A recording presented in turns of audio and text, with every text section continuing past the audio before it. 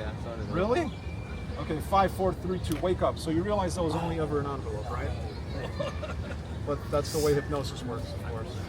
Yeah, inside the pocket. Inside the pocket is where the deck of cards was the whole time. Bro, what? Yes. Yeah. And you know what time it is? Just out of curiosity. 6:13. And what time is it under your watch? Nah. Oh, here comes. Yeah. Nah. That's insane. Nah. Can you take one for us? Let's go. Sweet. It's a good one. And since we're messing with time, you guys see it, right? It looks like it's going about halfway. Definitely not this one, right? And these are all going where? In my pocket? Yeah. So some scientists believe that if you move faster than the speed of light, you'd actually start moving backwards in time. So let's see if you do this just right. You could go back about 5 seconds when I have the entire deck in the hand. Right? Somehow I'm able to actually keep one in the pocket, which is really weird, you see. But look, if I place it back, watch, if I try to restore the timeline, the whole deck looks like an illusion, a mirage of sorts. Now we're just left with this one, which means it's a new timeline. We're all different people. Yes. Nice job. Thanks. By the way, sometimes when we're messing with like all of these interdimensional time things, like little guys like to come visit. Oh, wow. I don't know what that looked like. What was to you. that? Different people. That's a bird. It was a bird? Yeah. So you're on Instagram? That was a On bird. search? Can you type in my name? There's a photo I want to show you. Did I lose it? You gotta go back. Oh, there it is. You guys can see it, right? Yep. So it's a card folded up, right? Let's see if this works.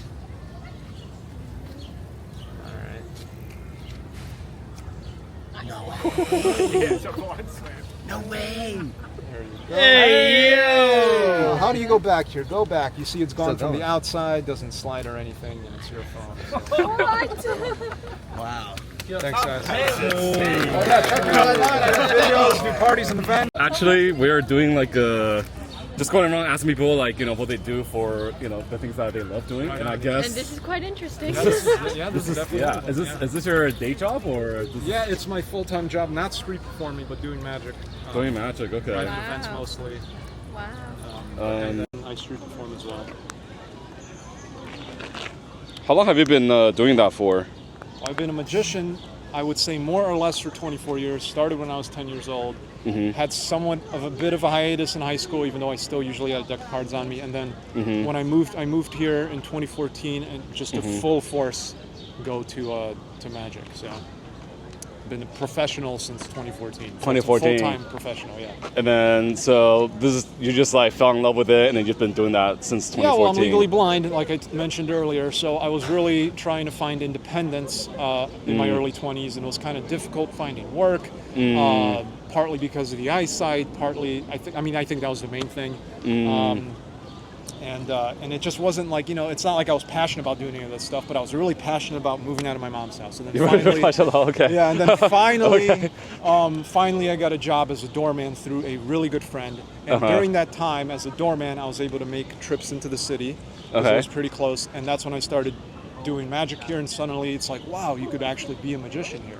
Because there's so many people, there's so much going on. I mean, you could be a magician anywhere, but the reception was so I just felt like I needed to be here. So that's when I you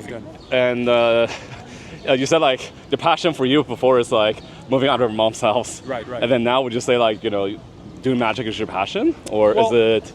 That was just a big motivating factor as far as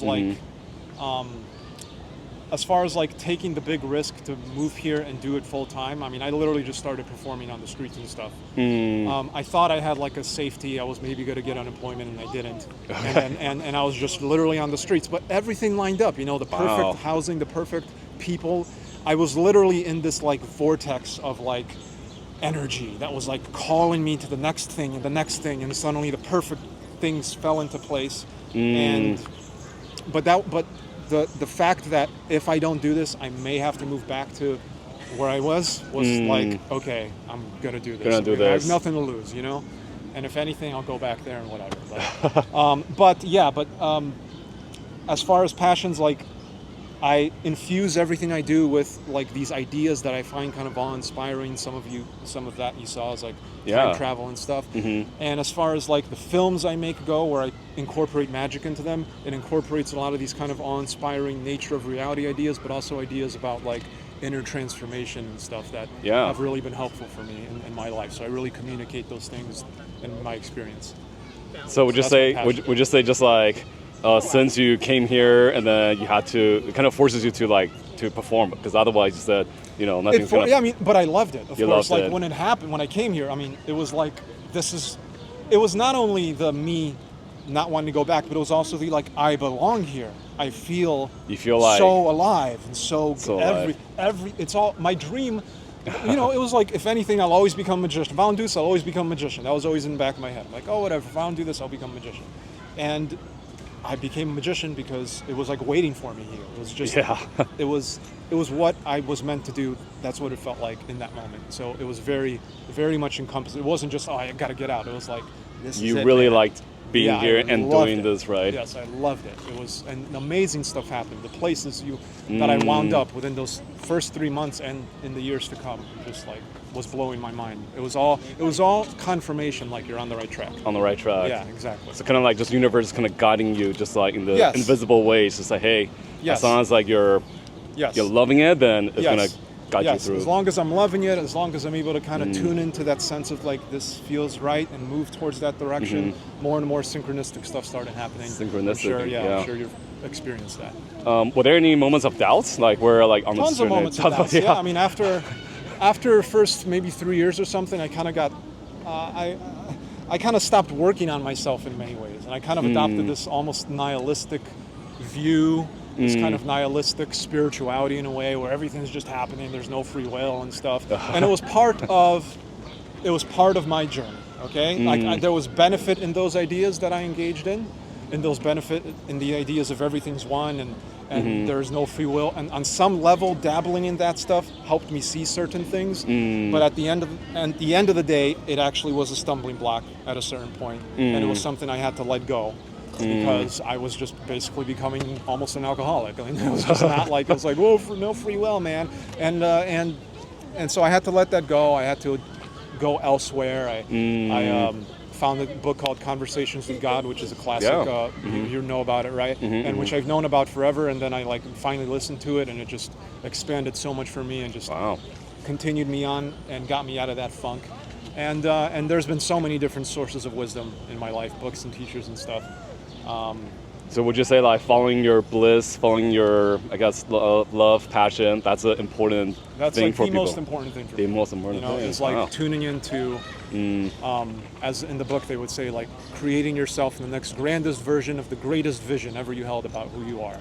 Like I'm very inspired by that, and I try to live by that for sure. I do my best. This video interview is actually my first step to kind of follow that. Oh, great. Yeah, because before I was like stuck in the corporate world, it's not very happy, and then just read some book that said, hey, you should just follow your heart, follow your bliss. Yeah, this is the result of it. Only good will come from it. Only good will come. Yeah. Absolutely. Well, thank you. You said your name is Justin? Justin Sight. Justin Sight. All right. Well, definitely check out your Thanks. magic shows. Brian. Brian. Yeah, I'll definitely bring my dog here. Oh, please do. Please do, yeah. If you can have a show for the doggies, then you'll be super popular. Yeah, I'll do a show just for dogs.